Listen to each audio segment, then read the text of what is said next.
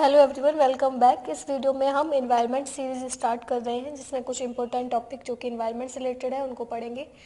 तो सबसे पहले बेसिक्स से स्टार्ट करते हैं। पहला टॉपिक, बायोटिक इंटरेक्शन क्या होता है।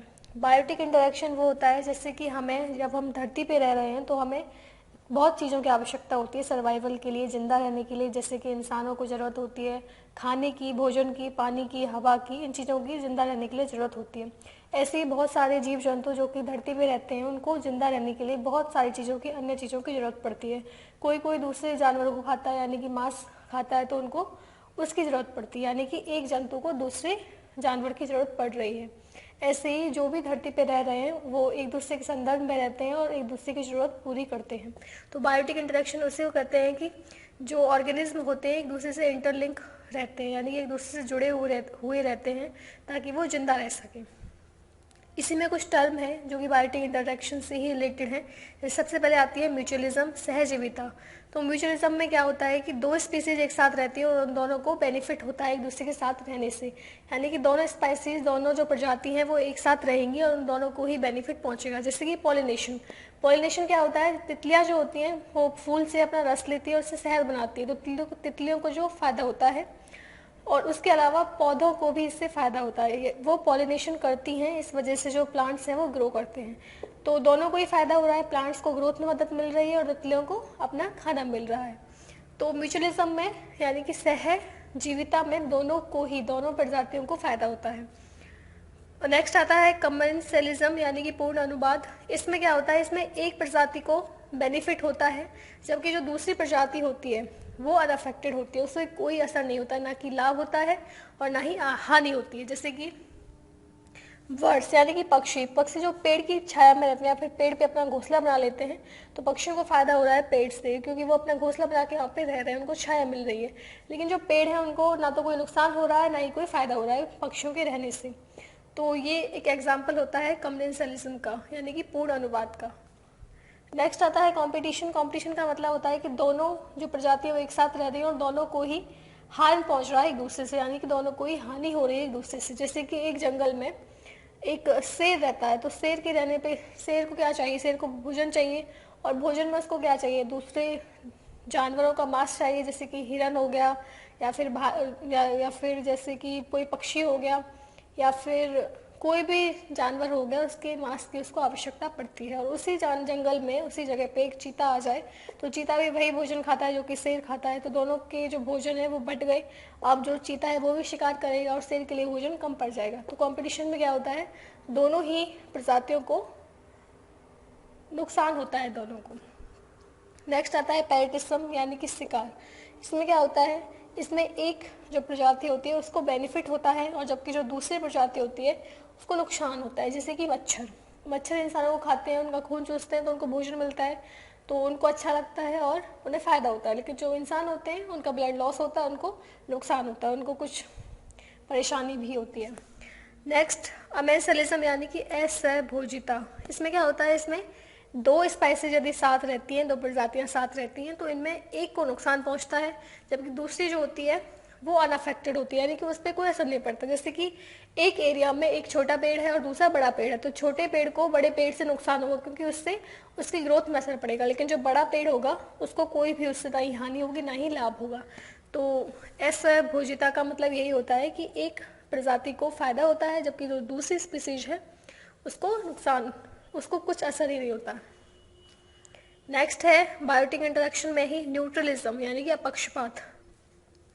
इसका मतलब ये होता है कि दोनों स्पाइसेज, यानी कि दो आपस में एक जीव जंतु एक दूसरे के साथ रह रहे हैं और दोनों को ना तो एक दूसरे से कुछ नुकसान हो रहा है ना ही एक दूसरे से कोई लाभ हो रहा है। जैसे कि पक्षी और इंसान दोनों एक साथ रहते हैं, पक्षी उड़ते रहते हैं आसमान में और एक साथ रहेंगे, घरों पर बैठ जाएंगे, तो उनको ना ही कोई नुकसान हो रहा है एक दूसरे से और ना ही कोई फायदा हो रहा है।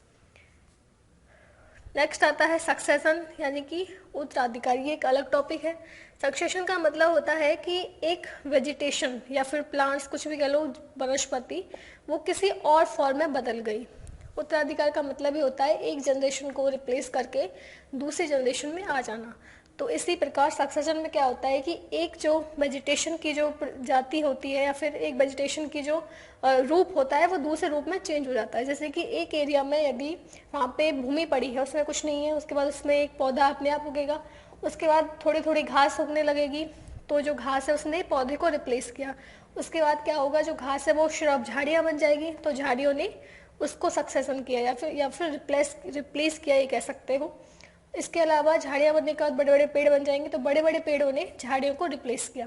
तो सक्सेशन में यही होता है कि एक वनस्पति एक रूप से ढलकर दूसरे रूप में आ जाती है और जो पहली प्रजाति है वो खत्म हो जाती है।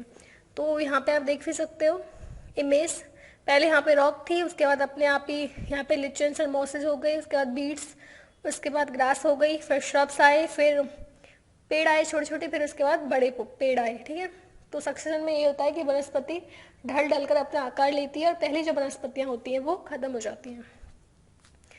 अब नेक्स्ट टॉपिक है एक्वेटिक इकोसिस्टम, यानी कि जलीय पारिस्थितिकी तंत्र। जलीय पारिस्थितिकी तंत्र क्या होता है, जहाँ पे सिर्फ वाटर ही मेन हैबिटेट होता है, उस तंत्र को कहते हैं जलीय पारिस्थितिकी तंत्र। ठीक है, तो ये भी 3 टाइप के होते हैं। एक होता है फ्रेश वाटर इकोसिस्टम, यानी कि जिस पानी में सॉल्ट यानी कि नमक की मात्रा 5 पीपीटी से कम होती है, उसको हम फ्रेश वाटर कह सकते हैं। नेक्स्ट आता है मैरीन इकोसिस्टम, समुद्र भी कह सकते हो आप इसको, जिसमें जो नमक की मात्रा होती है वो 35 पीपीटी के बराबर या फिर उससे ज़्यादा होती है। ब्रैकिश वाटर इकोसिस्टम वो होता है जो कि बिल्कुल जिसकी जो पीपीटी की मात्रा होती है साल्ट की, वो होती है 5 से लेकर 35 पीपीटी तक। और अब इसी में हम एक्वेटिक ऑर्गेनिज्म की बात करते हैं, यानी कि जो पानी में रहने वाले जो जीव जंतु हैं उनकी बात करते हैं। पानी में जो रहने वाले जीव जंतु उनको कहते हैं जो कि अपने जोन ऑफ अक्यूरेंस के हिसाब से पैदा होते हैं, यानी कि कोई नीचे रहेगा पानी के, कोई ऊपर रहेगा, कोई बीच में रहेगा, तो उस हिसाब से इनको बांटा गया है। तो इसी में सबसे पहला प्रकार आता है न्यूस्टन, यानी कि नाभिक। नाभिक वो होते हैं जो कि पानी के ऊपर तैरते हैं। ठीक है, फ्लोटिंग प्लांट्स इसको कहा जाता है, और इमेज में भी आप देख सकते हो ये पानी के बिल्कुल ऊपर तैरते रहते हैं। नेक्स्ट आता है पेरीफाइटन, यानी कि पानी में जो हमें पेड़ पौधे दिखते हैं, जो हम पानी में देखते हैं तो नीचे पेड़ पौधे जो दिखते हैं, उनकी जो रूट्स होती हैं, जो जड़ होती है, उनसे चिपके हुए जो भी प्लांट्स, उनसे चिपके हुए जो भी ऑर्गेनिज्म होते हैं, जीव जंतु होते हैं, उनको कहते हैं पेरीफाइटन। जैसा कि इसमें दिखा गया है, जो इनकी जो जड़ों से चिपके हुए जो पौधे रहे, जड़ों से चिपके हुए जो ऑर्गेनिज्म रहेंगे, पौधे नहीं ऑर्गेनिज्म यानी कि जीव जंतु, उनको कहेंगे पेरीफाइटन। नेक्स्ट आता है प्लैंकटन। प्लैंकटन में दोनों ही ग्रुप इंक्लूड होते हैं, या फिर वो माइक्रोस्कोपिक प्लांट्स में एल्गे हो सकती है या फिर जानवर भी हो सकते हैं। तो और ये इनका जो मेन जो क्वालिटी है वो ये है कि ये ग्लो करते हैं। नेक्स्ट आता है नेक्टन।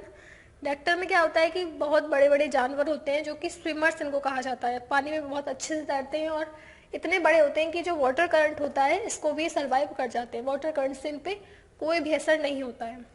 तो नेक्टन का जो एग्जाम्पल है वो डॉल्फिन भी आप इसको ले सकते हैं, फिर छोटी छोटी मछलियों से लेकर बड़े बड़े डॉल्फिन तक नेक्टन ही उनको बोला जाता है। और इमेज में भी आप देख सकते हो एक मछली है और इसको हम नेक्टन कहेंगे क्योंकि एक बहुत बड़ी स्विमर है और वाटर करंट को भी ये एब्जॉर्ब कर लेती है। नेक्स्ट आता है बेंथोस। बेंथोस वो होता है जो कि बिल्कुल ही बॉटम में रहते हैं, बॉटम मास के, उनको हम बेंथोस ऑर्गेनिज्म कहते हैं। तो यहीं तक की थी आज की video. Thank you for listening.